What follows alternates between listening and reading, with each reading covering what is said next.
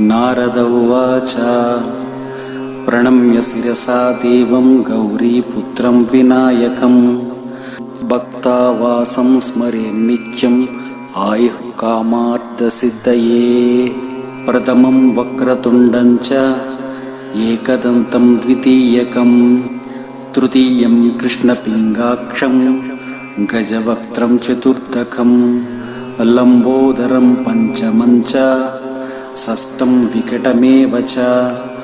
सप्तमं विघ्नराजं च धूम्रवर्णं तदाष्टमं नवमं फालचन्द्रं च दशमं तु विनायकम् एकादशं गणपतिं द्वादशं तु गजाननं द्वादशैतानि नामानि त्रिसञ्जं यः पठेन्नरः न च विघ्नभयं तस्य